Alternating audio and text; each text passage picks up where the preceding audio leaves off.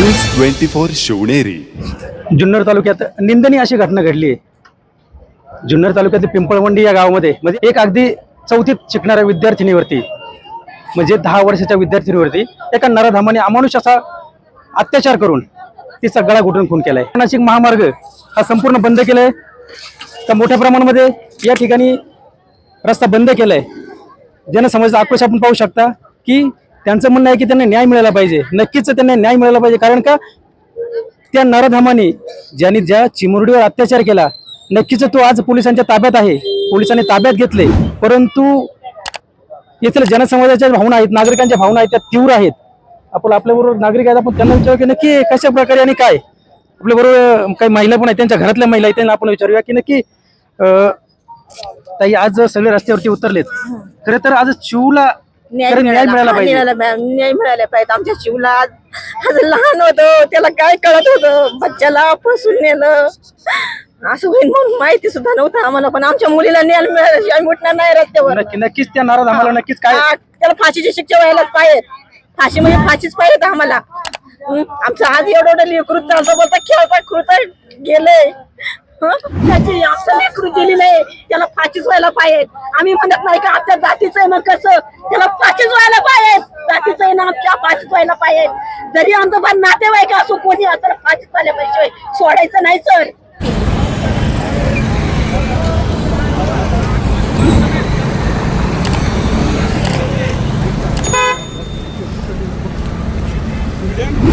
मतदान चालतात का इथल्या पुढाऱ्यांना.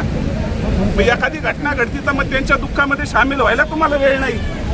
जोपर्यंत त्या चिवला न्याय मिळत नाही तोपर्यंत आम्ही उठणार नाही.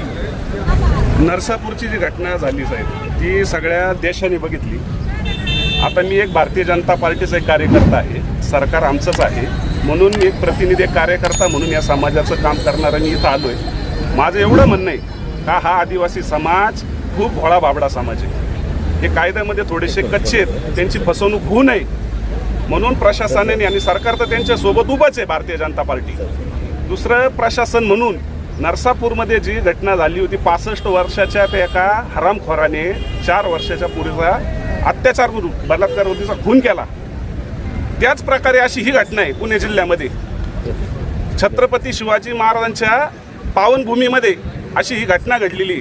एक प्रशासन म्हणून आपण एक ही केस फास्ट ट्रॅकवर चालावी, त्यांना एक चांगला वकील द्यावा आणि एका महिन्यामध्ये त्या कोण जो आरोपी इथला त्याला फाशीची शिक्षा झाली पाहिजे. माझं तर म्हणणं आहे साहेब, आपण त्याला अज्ञातस्थळी तपासाला घेऊन जावं आणि तिथं त्याचा एन्काउंटर करा. सरकार योग्य पॅटर्न चालवा. तुम्ही अशाला जिवंत राहण्याचा अधिकार नाहीये. हा जिवंतच राहायला नाही पाहिजे. मुळात जीवला न्याय मिळाला पाहिजे. 4थीत शिकणारी मुलगी आजारी होती साहेब, ती शाळेत गेली नाही. आजारी असल्यामुळं आई वडील कामाला गेले, त्यांचं लक्ष नव्हतं. कामाला गेल्यामुळे त्यांनी रोजचं वाटलं त्यांना का आता कुणी इथं काही होणार नाही म्हणून तो नराधान तो राक्षस त्या ठिकाणी आला. TV बघितली, तिला काहीतरी फूस लावली, तिला तो घेऊन गेला अज्ञातस्थळी, तिथे अत्याचार केला आणि तिचा गळा दाबून तिचा खून केलेला आहे सर. ही घटना तर तुम्हालाही माहिती आहे. असं कृत्य करणाऱ्याला आपण सोडणार आहात का? जनता म्हणून जर आमच्या ताब्यात आला असता तर कालच त्याचे तुकडे करून टाकले असते साहेब. पण हे कायद्याचं राज्य असल्यामुळं, सरकार आमचंच असल्यामुळं तर आमचा कायद्यावर विश्वास आहे आणि मला असं वाटतं ही केस फास्ट ट्रॅकवर चालावी आणि त्याला लवकरात लवकर फाशीची शिक्षा व्हावी एवढं आमचं म्हणणं आहे. आणि तुमचं जे प्रशासन आहे, प्रांत आहेत, इथं त्यांनी यावं, तुमचं एक लेखी पत्र द्यावं, तुम्ही काय करणार आहात आणि त्या घराचं पुनर्वसन कसं करणार आहात तेवढं आम्हाला 2 वेळेस तुमचं पत्र द्यावं. नाही, पोलीस प्रशासनाचं काम झालंय साहेब. प्रशासनाचं प्रांत तहसील म्हणून तुम्ही काय या कुटुंबाच्या मागे कसं उभं राहणार हे 2 वेळेचं पत्र आम्हाला द्या.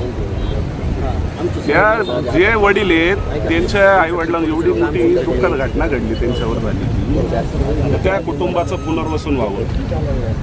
एकाला त्याच्यातली सरकारने सांगितलंय की पुनर्वसन एखाद्या सरकारी नोकरी बा ही घटना घडली ती शिक्षा तर होणारच आहे त्याला. त्या कुटुंबाच्या पाठीशी प्रशासन म्हणून तुम्ही कसे उभे राहणार आहात? तर तुमचं 2 ओळीचं लेखी पत्र आम्हाला इथं द्या, आम्ही उठतो साहेब.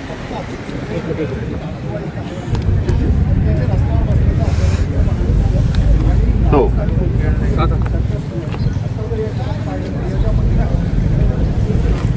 हो हो हो हो चा जो संताप आहे या घटनेच्या अनुषंगाने तो यथार्थ आहे.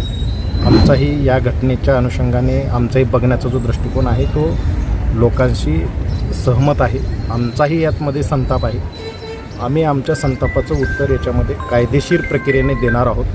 एक उदाहरण ऑलरेडी नसरापूरचं सेट झालेलं आहे पुणे ग्रामीण जिल्ह्यामध्ये.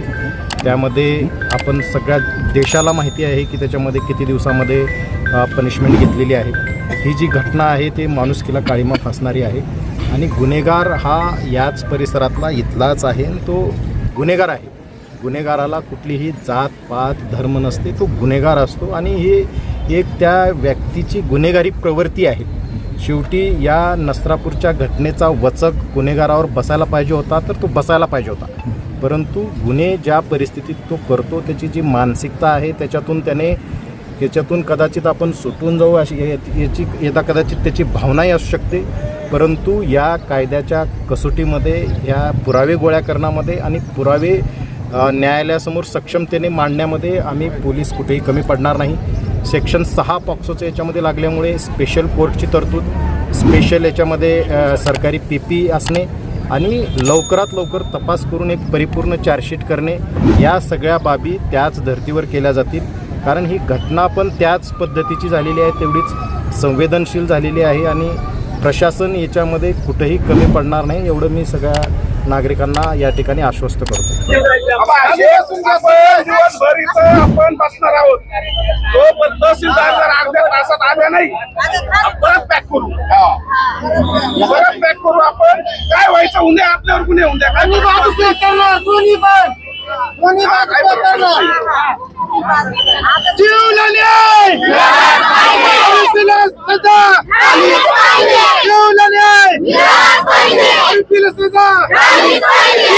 फाशीची झाली पाहिजे.